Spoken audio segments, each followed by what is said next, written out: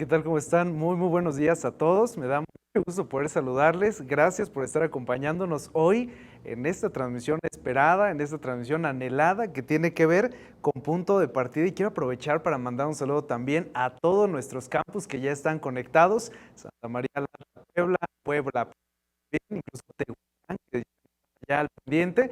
Mandamos un saludo y un abrazo también a nuestra familia allá en Celaya, en las instalaciones. Un grupo reducido, con aforo controlado, con distancia, por supuesto, están allá al pendiente y nos alegra saber que a pesar de la distancia estamos juntos y que juntos somos más fuertes, juntos llegamos más lejos y particularmente también quiero mandar un saludo a todas las familias online que ya están aquí conectadas, a las familias que se encuentran tal vez en Tequisquiapan, en San Juan del Río, en Querétaro. Aquí en Querétaro tenemos dos campus, Conexión Vida, la Vid Verdadera, y particularmente también bienvenida a las personas que hoy están aquí, nuestra familia, nuestros amigos aquí en Conexión Vida, las instalaciones en Querétaro. Así que queremos mandarles un abrazo a todos, decirles que esta siempre va a ser su casa, siempre habrá un lugar para ti. Y particularmente el ver este video que, les acaba de pasar hace unos momentos, son de esas canciones que te ponen la piel, de esa piel chinita, ¿no? Que dices, el sentirse perdonado son las cosas que cambian nuestra vida. Pero hoy vamos a hablar del tema número 7 de la serie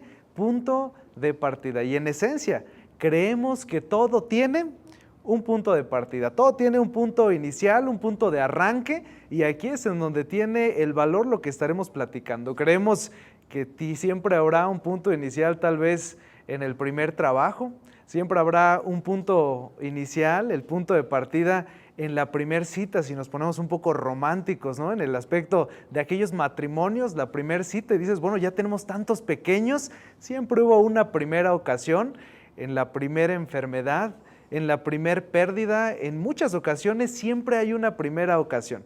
Y lo interesante de todo esto es de que creemos en conexión y sabemos también que la fe también tiene un punto de partida. La fe también tiene una primera ocasión. Ahí en tu pantalla está apareciendo esta ilustración. La fe también tiene un punto de partida. Y aquí es lo curioso, porque en su mayoría podríamos pensar, mi fe comenzó cuando yo era un pequeño. Mi fe comenzó tal vez porque mamá o papá me llevaron a un templo, escuché a un sacerdote, escuché a un pastor, escuché a alguien decirme, ¿quién es Dios y lo que Dios hace en nuestras vidas? Y yo dije, como soldadito, sí, Señor, está bien, las cosas son de esa forma, ¿no? Y entonces de pequeños comenzamos a crecer, comenzamos a avanzar en este parteaguas de la vida. Y más adelante empezaron a existir algunas complicaciones en nuestra vida que nos hicieron dudar, que empezaron a hacer como que estuviese tambaleando eso que nosotros habíamos aprendido. Nuestra fe, decíamos, comenzó en la infancia, pero ¿qué hay de aquellos que la fe comenzó tal vez un poco más adelante? Tú puedes decir, en mi casa realmente nadie cree en Dios, pero escuché a alguien, a un compañero, a algún maestro hablar y yo dije, la vida tal vez sería diferente. Fue un punto de partida también. Y entonces esa fe de la infancia bonita, con muchos sueños, con muchas metas, con muchos anhelos, cuadraba perfectamente bien también en la realidad, donde cuadraban los superhéroes, donde veíamos cosas hermosas, donde como niños íbamos creciendo, una fe hermosa de la infancia.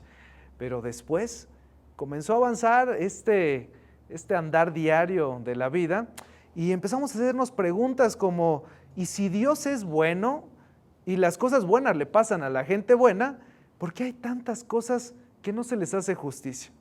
Si Dios es bueno, ¿por qué los problemas han tocado mi familia? ¿Por qué tanta muerte? ¿Por qué tanta enfermedad? ¿Por qué tantos asuntos y complicaciones críticas a mi alrededor?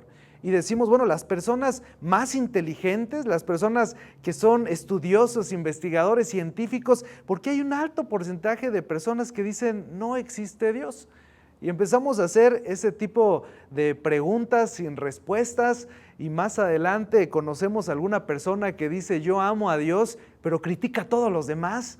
Yo amo a Dios, pero estoy en todos los chismes del lugar. Yo amo a Dios y su vida no cuadra. Y entonces la fe de la infancia comenzó a tornarse como una fe, pues, de la infancia, pues una fe un poco inmadura, una fe que no crecía, una fe que tal vez no estaría dispuesta a soportar todo lo que estaría golpeando en nuestra vida. Y entonces, mientras nuestra fe empezó a entrar en estado de coma, nuestros miedos, nuestras dudas empezaron a fortalecerse y hoy dices, bueno, pues realmente poco a poco me he ido alejando, poco a poco me he estado separando y el problema es ese, que cuando nosotros nos separamos del punto A al punto B, mientras más pasa el tiempo, más vamos tomando distancia y la complicación viene cuando es difícil regresar al camino. Personas que dicen, bueno, pues yo creí que la oración estaría en comunión con Dios y es así, pero llegó un punto climático en el cual las oraciones con Dios se convirtieron en citas rápidas, cuando el diezmo, las ofrendas, los donativos se convirtieron en propinas, se convirtieron en lo que me sobra, se convirtió en esa la oveja perniquebrada, lo que me sobra a Dios cuando me acuerdo y cuando tengo. Y después avanzamos y dijimos, algún día voy a regresar. Algún día voy a estar otra vez como estaba, como tenía ese primer amor, ese anhelo de compartir a otras personas y mi fe comenzó a enfriarse. Y comencé a tener una complicación, empezó a haber un gran distanciamiento ponderal a mi relación con Dios y me pregunté en el primer error que tuve en la condición problemática, a lo mejor de mi familia, de mis hijos, de mi matrimonio, de mis finanzas, de mi enfermedad, ¿dónde está Dios? Y la respuesta fue en el mismo lugar donde lo habíamos puesto, lejos de nuestra vida. Y entonces ahí es cuando quiero que nosotros podamos entender que hay una brecha sumamente gigante entre lo que nos enseñaron como niños y lo que experimentamos también como adultos. Porque como adultos vas creciendo, los golpes van siendo fuertes, dice, sí habré edificado mi casa sobre la roca, hablando de Lucas 14, sí habré puesto mis cimientos donde debía haberlos puesto, y esas dudas empiezan a socavar nuestros corazones y nuestra mente, y entonces todos queremos conocer la verdad. Exactamente, si hay algo en lo que todos podemos estar de acuerdo hoy en esta mañana, es que a nadie le gusta vivir en el país del engaño, en el país de la mentira, en el país donde aparentemente las cosas pues no son del todo correctas. A nadie le gusta estar en el equipo perdedor y en el equipo en donde hay mucha falsedad, ¿no? Y entonces tú y yo dijimos, quiero conocer la verdad, pero tal vez no hicimos lo necesario. Y tal vez hoy nos hemos alejado unas cuantas millas de ese camino, de esa relación con Dios y decimos, quiero regresar. Por eso esta serie de Punto de Partida es uno, para todas las personas que hoy piensan que han tomado distancia con Dios y quieren regresar al camino. Dos, es para aquellas personas que dicen, tal vez no creo todo lo que están diciendo, tal vez no creo todo lo que están hablando, pero tal vez solamente, tal vez Dios tiene algo para mí y quiero dar una oportunidad. O esta serie también es para todas las personas que hoy están dando un primer paso en su fe. Sea cual sea la situación que tú estás emprendiendo, quiero que te hagas esta pregunta conmigo. Y si estuvieras empezando de nuevo con tu fe, y esto es bien importante porque créeme, todos necesitamos volver a empezar. Todos tenemos que volver a empezar en aspectos que hemos roto. Tenemos que volver a empezar tal vez en la condición económica, volver a empezar a pedir perdón a algunas personas, volver a empezar a retomar algunos aspectos, algunos buenos hábitos, y no sé si te había pasado y lo habías puesto a pensar de esa manera, pero ya estamos en el mes número 9, para terminar este año y algunas personas dicen, se me fue de volada, faltan 3 meses. La pregunta sería, ¿qué tanto hemos cambiado? ¿Quieres terminar exactamente igual? Con las mismas problemáticas, con los mismos errores, con la misma manera de actuar, con el mismo pensamiento. Y créeme, esto no es en situación de aquí para allá, no, todos tenemos que arreglar algunas cosas, tenemos asuntos pendientes. En la semana, tal vez hace 3 semanas, fuimos allá a Santa María la Alta, Puebla, y había un café muy bonito en una esquina, y me gustó mucho la frase que tenía ahí pintada, que decía, todos tenemos un café pendiente con alguien, y esa es la realidad. Todos tenemos cosas pendientes que arreglar con alguien, situaciones que modificar en nuestra conducta, hábitos ocultos también, hábitos oscuros que no estaríamos muy orgullosos que alguien más supiera de ello. Pero por eso es que estamos aquí como iglesia, no como una instalación, como un edificio, sino como una familia, que es un solo cuerpo, que camina hacia una misma dirección. Y entonces la pregunta radica en cómo sería el punto de partida de un adulto. Decíamos que el punto de partida de ese pequeñito sería, es que escuché, alguien me dijo, yo obedecí porque dije, mamá, papá, pues no me van a decir mentiras, es algo que me están diciendo porque lo creen y es una convicción. Golpearon fuerte la tormenta, los vientos en tu vida y comenzamos a separarnos y hoy queremos regresar. ¿Cómo sería el punto de partida de un adulto? Y quiero que plasmemos esa pregunta en nuestros corazones porque la vamos a estar retomando en unos momentos más. Ayúdame a leer con fuerza qué es lo que dice en esta pantalla. Construir o destruir. Construir, no destruir. Para eso, ese es el llamado que tenemos como iglesia. Tenemos que restaurar, no criticar. Criticar es lo más fácil del universo, ver quiénes está haciendo mal, quiénes llegan tarde, quiénes no ofrendan. Eso es lo más sencillo del universo. Pero nosotros no estamos llamados para ser los policías de la vida espiritual de absolutamente nadie. Estamos llamados para ser sal, estamos llamados para impartir, para ser esos dispensadores, como ese atomizador de la casa que lanza y que dispersa y que da amor y da gracia porque hemos recibido eso. Y entonces, estamos como iglesia para construir, no para destruir. Entonces, todo lo que estaremos abordando hoy en este tema, decían al inicio en el lobby, bueno, pues, ¿qué significaba esa pregunta de si no estás de acuerdo con algo? La verdad es de que tal vez estaremos tocando algunas fibras sensibles en este mensaje y por eso es la invitación. Es en medio de las preguntas, de las dudas que nosotros podemos crecer y aprender un poco más. Construir, no destruir. Decíamos tiempo atrás que la iglesia son las personas y es curioso porque lo primero que se viene a nuestra mente cuando escuchamos la palabra iglesia son reglas de las personas en general, ¿no? Reglas, normas, restricciones, pautas, y entonces nuestra fe no está cimentada en reglas, normas, pautas, nuestra fe está cimentada en un hecho, y de eso es de lo que te quiero platicar en esta mañana. Vamos a hablar acerca de la fe. La fe es actualmente esa palabra que para muchos de nosotros puede tener un peso significativo y créeme, vamos a estar hablando de manera indistinta de lo que es fe y de lo que es creer, porque para tener fe necesitas creer y el que cree está teniendo fe, es algo realmente que se puede estar ponderando, así que vamos a tomarlo de manera indistinta la fe. Tú lo conoces y quiero que lo leas conmigo, que aparece en este apartado, Hebreos capítulo 11, versículo 1, es pues la fe la certeza de lo que se espera, la convicción de lo que no se ve. Dice Martin Luther King que la fe es dar ese primer paso aunque no puedas ver ni siquiera la escalera.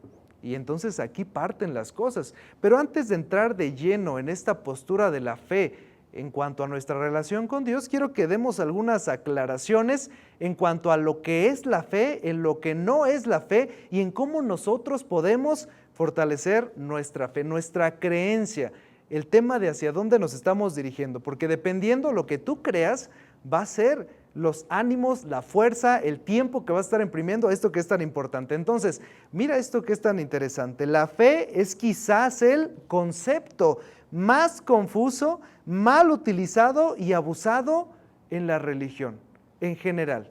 En promedio, estaba leyendo las estadísticas en la mañana, promedio hay alrededor de 4,200 religiones alrededor del mundo.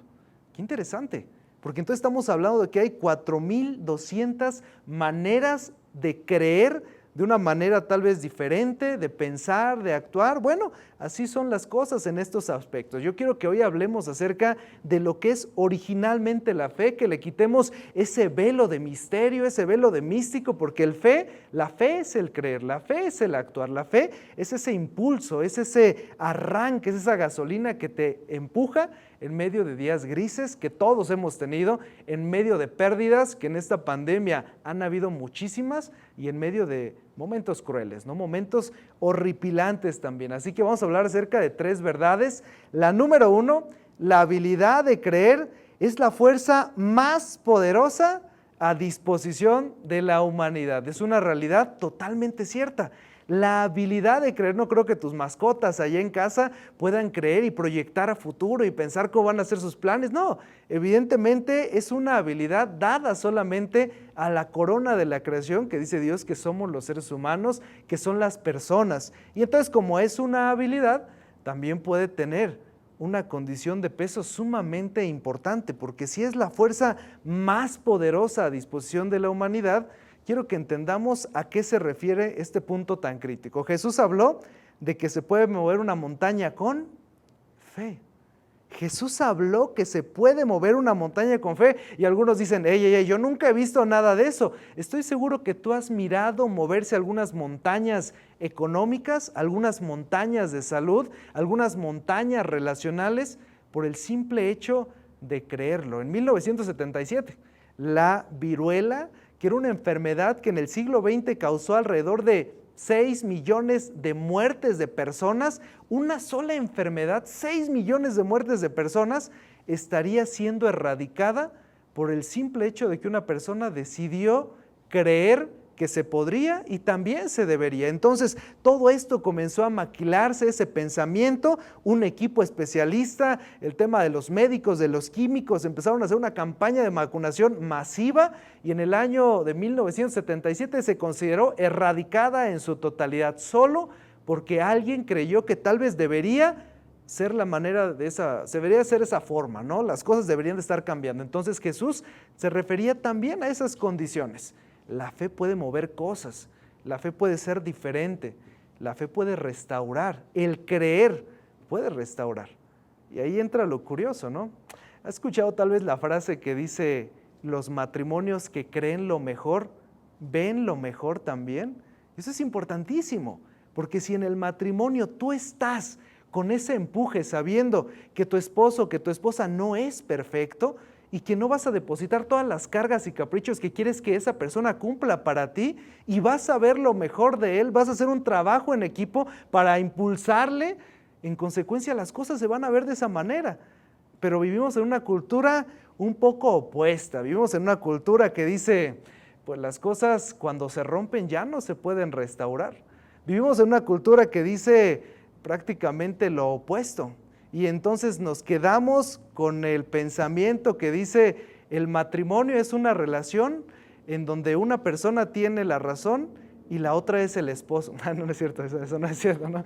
Realmente nos vamos a quedar con este aspecto, pero Dios dice, las cosas son diferentes, la fe es el creer y si esas personas creyeron que podían llegar y lograr algo por esforzarse, tú y yo también podemos cambiar algo. Entonces depende de lo que tú estés creyendo, depende de dónde deposites tu fe, depende de lo que tú vayas a meter a tu mente, que es una fábrica y que va a estar arrojando un producto a corto, mediano y largo plazo, dependerá de eso hacia dónde dirijas tus esfuerzos. Así que Jesús habló de esta capacidad. La capacidad de creer en algo es lo más poderoso que tenemos. Se han hecho cosas atroces también por el pensamiento.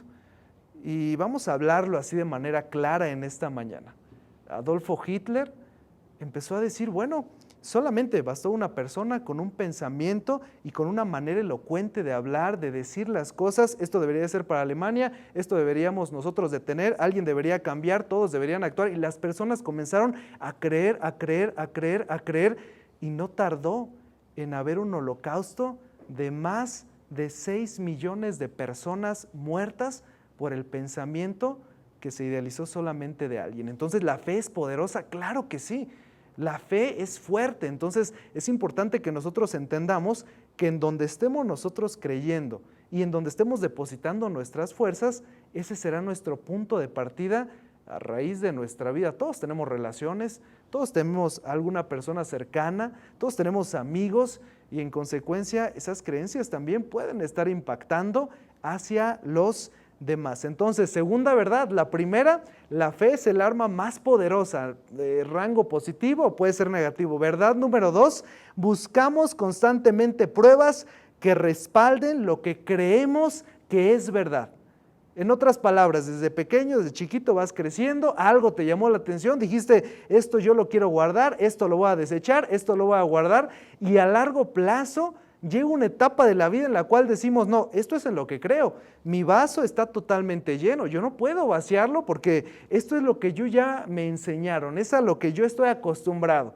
Y entonces, las personas que regularmente buscan siempre filtrar todo para al final del día quedarse solo con su verdad, llegan a ser las personas que usualmente dicen esta frase, y quiero que la leas conmigo, no quiero cambiar lo que creo. Y entonces las personas que usualmente dicen esto son las personas del mismo equipo que dicen, pues de algo me tengo que morir. ¿Lo has escuchado alguna ocasión? Habla un poco de la necesidad de decir, no, yo estoy bien, no pasa nada. Aquí realmente yo soy el que conoce. Es una expresión maximizada del egoísmo de los seres humanos. Y ojo, porque todos hemos estado en este punto en alguna ocasión. En algún momento de nuestra vida hemos dicho, no quiero cambiar lo que creo. El esposo dice a la esposa, oye, es que yo estoy trabajando todo el día, necesito que me ayudes. Y la esposa dice, no, pues es que yo quiero que tú me escuches más, quiero que me pongas más atención, quiero que seamos un equipo. Y entonces ni uno ni otro dice, bueno, no quiero cambiar lo que creo, no quiero cambiar lo que creo. Entonces todos salen perdiendo. Y ahí es en donde quiero que caigamos en esta mañana, que salimos perdiendo cuando no queremos cambiar nuestro pensamiento, que salimos perdiendo cuando creemos que lo que nosotros hemos aprendido a lo largo del tiempo es suficiente para mejorar, hasta que nos topamos con una barda, que puede ser un divorcio, hasta que nos topamos con una barda, que es una condición de choque financiero, hasta que perdemos a alguien amado y decimos, ¿por qué las cosas suceden de esta manera? ¿Y no será acaso que Dios está utilizando esta pandemia para que nosotros podamos aprender, agradecer, perdonar y cambiar nuestras prioridades? ¿No será acaso que Dios quiere mostrarnos algo en medio de estos días difíciles y grises? Pero tenemos que estar atentos. Y todo parte, una vez más, del creer. Así que las creencias también son poderosas. Las creencias son poderosas en el aspecto que en lo que tú te decidas enfocar, así vas a mirar a las personas. Si como joven te decides enfocar a la pornografía y dejar que todo eso pase por el filtro y entre a tu mente, así vas a ver a tu familia, así vas a ver una relación, así vas a ver un noviazgo. Si en tu mente está siempre puesto el filtro de lo que más importa es ganar, tener, estar, y qué bueno que construyamos, qué bueno que pensemos a futuro, pero nuestra prioridad no es esa. Nuestra prioridad es amar. De hecho, ese es el ADN de nosotros como iglesia, como conexión, dar, amar y servir. Y esto no es solamente un eslogan muy bonito, esto es una realidad de nuestras vidas. Entonces queremos formar toda esta estructura, conforme a esto que estamos pensando en las creencias, vaya que son poderosas. Imagina la vida si no pudiéramos creer. Creo que no sería vida. Imagínate la vida si no pensáramos ¿cómo estaremos el próximo año? Si no tuvieras sueños, si no tuvieras metas, sería imposible, sería porque tal vez ya no estás con vida, porque la vida está compuesta de eso, de anhelos, de sueños, de metas, y el tener fe en algo puede ser ese motor. Y aún no estamos entrando en la parte principal, que es la fe en Dios. Estamos hablando de una fe de cambiar. Así que la tercera verdad, la creencia es fácil de mantener dentro de una comunidad de creencias compartidas. Encontramos a alguien que dice, bueno, pues yo creo que las cosas se deberían de hacer de esta manera. Otra persona dice, no, aquí entran solamente cuando escuchan tal tipo de música, aquí tienes que utilizar cierta vestimenta para entrar, aquí tienes que hacer tales cosas y ahora sí ya puedes ser parte de. Pero eso no es lo que Dios nos ha mandado a hacer. Y entonces la creencia es fácil de compartir cuando hay un grupo de personas que piensan lo mismo. Resulta ser que en el caso, por ejemplo, por traer a la memoria, en el caso de Gandhi, ¿no? Los gandhistas cuando él falleció dijeron, bueno, vamos a rescatar esas enseñanzas, esos mensajes, vamos a hacer una cultura, y hoy hay personas que dicen, yo creo en Gandhi y en él pongo mi fe. Ok, después vámonos en el caso, por ejemplo, de Mahoma, ¿no? En año 600 y fracción después de Cristo, algunas enseñanzas, algunas verdades, dijeron, ¿saben qué? Esto sí me puede ayudar a mi vida, se comenzó un grupo de personas, dijeron, creemos lo mismo, vamos a hacer una religión, y entonces avanzó el Islam a grandes pasos, pasos agigantados. A lo que quiero llegar hoy en esta mañana es que dependiendo la creencia va a ser el empuje que tú puedas tener, va a ser la creencia de una familia hermosa, de ver un matrimonio reconstruido, de ver buenos tiempos a nivel general en tu casa, con tus hijos, con todo lo que tú puedas imaginar, va a venir a raíz de una cosa, donde estés depositando tu fe, donde estés depositando tus creencias. Entonces, estas creencias vaya que son importantísimas. Entonces, cuando hablamos de que la creencia era fuerte para mantener, cuando una persona estaba de acuerdo, las demás personas más bien estaban de acuerdo con lo mismo, se instalaba una manera de pensar y de actuar, y entonces se ensamblaba un pensamiento crítico. Y las cosas, es curioso, porque las cosas con Jesús no fueron así. En el caso de Jesús, la realidad es de que fallecía o moría alguna persona que decía, yo tengo la verdad, yo voy a hacer un cambio radical, fallecía y todas las personas se iban. Porque nadie más podía sostener eso, porque la carga del peso del Imperio Romano era demasiado grande. Entonces las personas, cuando moría el líder de aquella situación, decían, no vale la pena seguir, no vale la pena continuar en rescatar esta ideología y en este pensamiento. Algo semejante pasó en el caso de la vida de Jesús. Cuando Jesús murió, los más cercanos a él creyeron que ese era el fin. Los más cercanos a él creyeron que todo había terminado.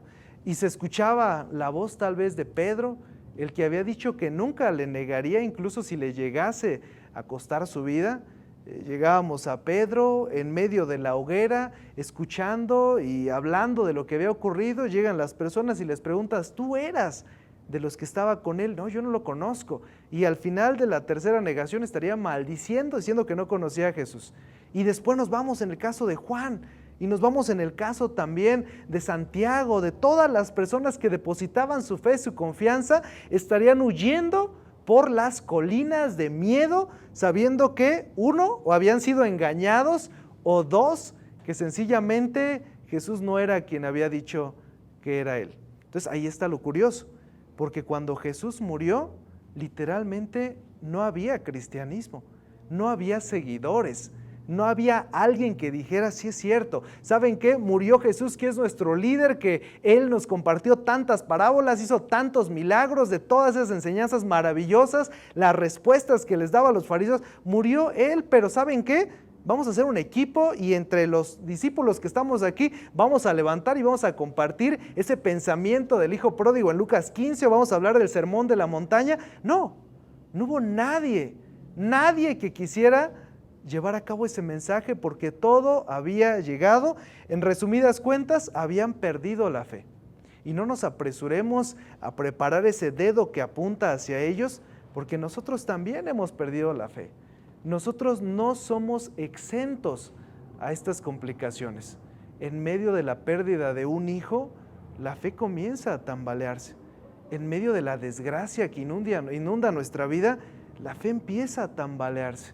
En medio de los problemas económicos, sociales, el periódico actualmente, más bien, bueno, sí periódico, pero más las noticias, ¿no? En el caso de ayer, inundado de aquella desgracia, de aquel horror que se vivió hace 20 años, en donde perdieron alrededor de 3,000 personas la vida por ese ataque terrorista en las Torres Gemelas. ¿Por qué? Porque alguien creyó que tenía que hacer algo, alguien creyó que merecían eso, alguien creyó que las cosas tendrían que cambiar y le estaría arrebatando la vida a 3,000 personas. Fíjate qué curioso es esto, ¿no? Es delicado, por supuesto que es delicado, pero entonces mira nada más este punto. Muchas personas perdieron la fe por el simple hecho de que ya no estaba Jesús. ¿Y qué otra cosa podemos rescatar si no está Jesús? Si sus promesas ya no están con nosotros. Y entonces aquí está el punto climático de este mensaje, y quiero que nosotros lo podamos guardar y aterrizar, porque ¿cómo era posible que Santiago, el hermano de Jesús, había bajado, había estado él con su madre María, que también era la madre de Jesús, habían estado al pie de aquella cruz romana, le habían visto morir, y ellos se habían ido a casa, le habían visto perder la vida, se habían acercado a algunos centuriones romanos, algunas personas del ejército habían corroborado que Jesús había muerto? ¿Cómo es posible? ¿En dónde cambió el huir a las montañas? ¿En qué momento cambió el pensamiento de estos discípulos a decir, nosotros estamos dispuestos a morir por Jesús? Es que aquí es en donde no cuadran las cosas. ¿En qué momento, si ellos decían, estoy listo para salir corriendo? Narra Juan capítulo 21 que los discípulos, después de la muerte de Jesús, empezaron a tomar sus redes, las mismas redes que habían lanzado al suelo cuando Jesús les dijo, dejad sus redes y seguirme.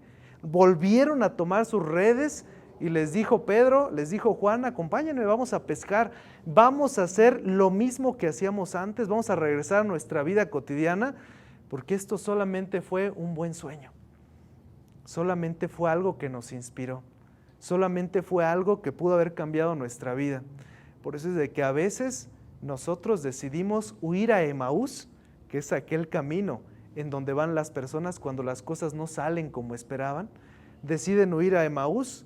Jesús se les aparece a Cleofas, a las personas, ahí les dice, ellos lo reconocen en medio que Él está partiendo el pan, el mismo caso, ahora Jesús se les aparece exactamente a los discípulos y después de haber sacado todos esos peces que habían vuelto a echar las redes al mar, ahora se les aparece a ellos, tiene esas brasas calientitas, tiene aquellos peces dispuestos para comer y compartir la mesa con sus amigos, con su familia, con personas que le importaban a Jesús, todos le importan a Jesús.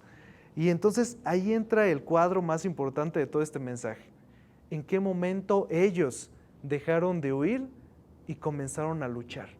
¿En qué momento ellos, lastimados, con miedo, con incertidumbre, dejaron de huir y comenzaron a decir, yo estoy dispuesto a morir por Jesús? Esa es la parte que no termina de cuadrar en nuestras mentes, porque yo no he escuchado que Gandhi haya resucitado, no he escuchado que Mahoma haya resucitado, no he escuchado que ningún otro personaje escrito haya resucitado, nadie.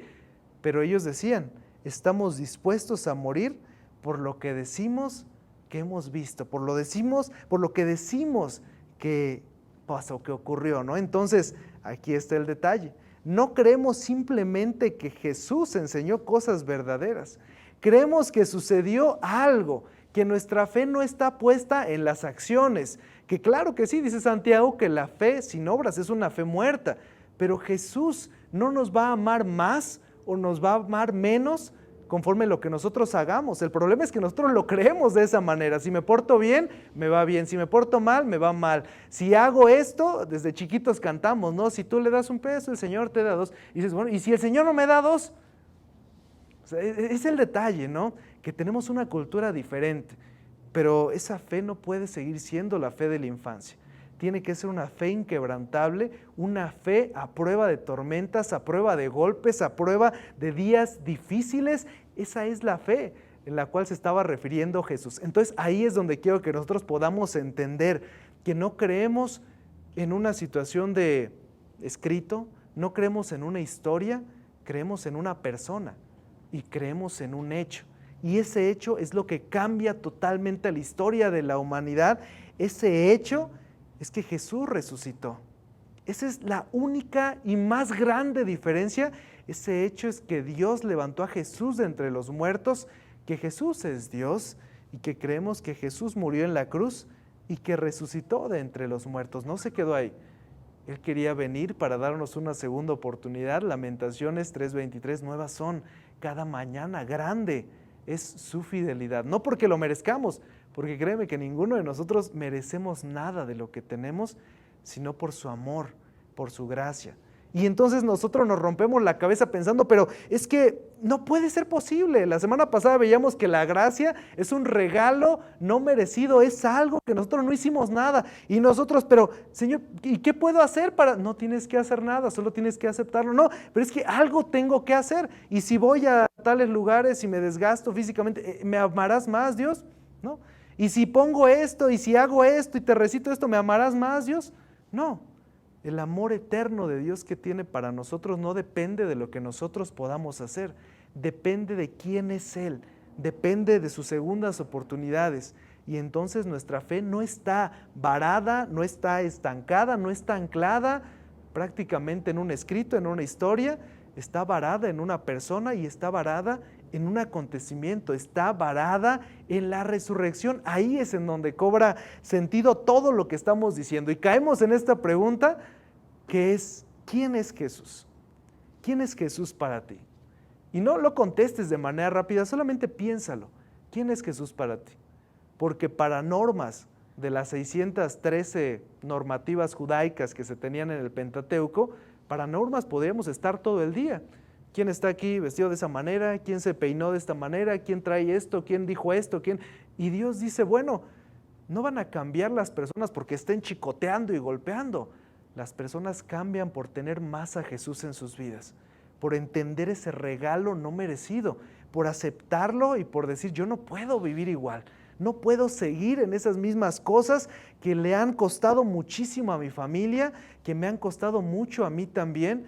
Y a Dios le duele el ver que nosotros nos lastimamos porque nos ama, te ama a ti muchísimo, me ama a mí muchísimo. Y el ver estas cosas, claro que nos tiene que poner a pensar y nos tiene que poner a decir, bueno, no puedo seguir en esa misma dirección, no puedo seguir haciendo eso, tengo que cambiar y entender que un solo evento lo cambió todo. Nuestra fe está puesta porque hay una resurrección, nuestra creencia, y esa creencia poderosa que te decía al inicio, está puesta en la resurrección, en que Jesús es el Hijo de Dios, en que Jesús vino a darnos muchísimas oportunidades, pero que Él quisiera que podamos caminar de la mano con Él y entender que la vida sería diferente. A Dios le importan las cosas que a ti te importan.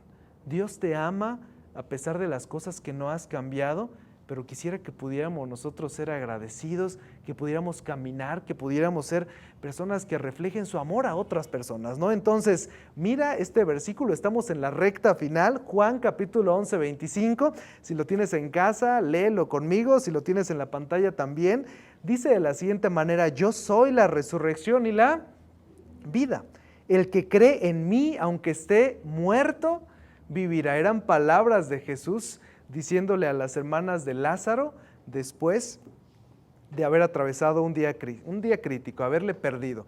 Y todo aquel que vive, versículo 26, y todo aquel que vive y cree en mí, no morirá eternamente. Creo que están un poco regañados, no, nadie está regañado aquí, estamos muy contentos de estar en esta mañana. Y todo aquel que vive en mí no morirá eternamente. ¿Crees esto? Y fíjate nada más, esta pregunta te la sigue haciendo a diario Dios, la sigue poniendo en tu corazón. ¿Tú crees esto? Porque dependiendo lo que creas, es dependiendo cómo vas a actuar y cómo vas a andar en todos los días de tu vida. Entonces es una invitación de parte de Dios al cambio.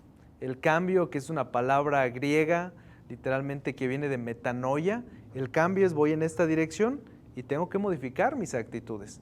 El cambio es decir, tengo estos hábitos, pero sé que me están lastimando y lastiman a todos y no son algo de lo cual Dios me ha mandado a hacer.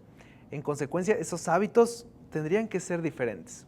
Entonces, a manera de resumen, si tú dices, ay, es que tuve un mal día, voy llegando, vamos a ver qué dice Néstor. Bueno, a manera de resumen, número 1, la fe, la habilidad de creer es lo más importante y lo más poderoso que nosotros tenemos.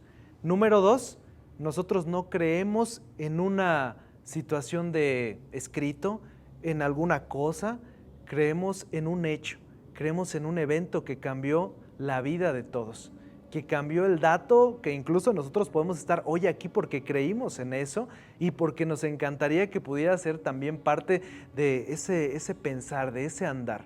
Creemos en el acontecimiento que cambió el rumbo de la historia, que fue la resurrección, que creemos todo lo que Dios ha plasmado en la Biblia, por supuesto, y que queremos andar conforme a eso que Él nos ha enseñado. Así que no te detengas, es el título del mensaje de hoy, no te detengas aunque los días se han puesto grises, no te detengas aunque la vida no ha sucedido como quisieras, no te detengas aunque los problemas al parecer están poniendo en coma tu fe, necesitas fortalecer tu vida, no te detengas, porque Dios no se ha detenido contigo.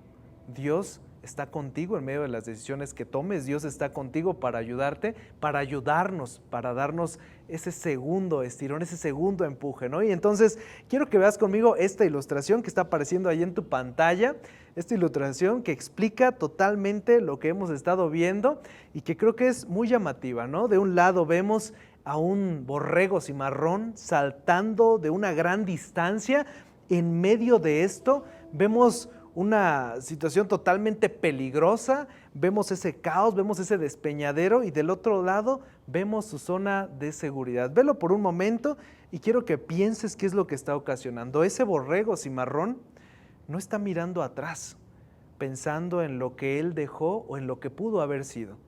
Ese borrego cimarrón no está mirando hacia un lado, hacia otro, pensando en las salidas posibles ya que tomó esa decisión.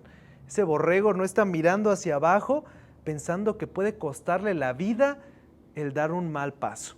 Ese borrego tiene la mirada enfrente, tiene la vista bien puesta hacia donde él quiere llegar y está dando un salto de fe.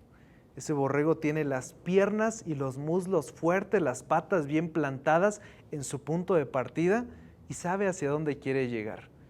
¿Ha sido un tiempo tal vez duro para todos nosotros? Claro que sí.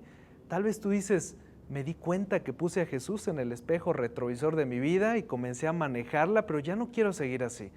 Tal vez ha sido un día gris y complicado para tu vida, pero tal vez es tiempo de que podamos retomar ese punto de partida y entender que Jesús y su resurrección tiene que ser nuestro motor, que tiene que ser nuestro avance, que no van a ser las reglas, sino va a ser el amor, que va a ser más Jesús en nuestras vidas y menos pensamientos propios para ayudar a alguien más. Así que la invitación es a dar esos saltos de fe, esos saltos de confianza en aquel que quiere darnos una segunda oportunidad. Quiero invitarte a que ores conmigo, que si estás en casa puedas cerrar tus ojos, si estás aquí también lo puedes hacer por el simple hecho que queremos concentrarnos, no que haya un toque diferente, sino queremos concentrarnos y agradecer este tiempo tan especial.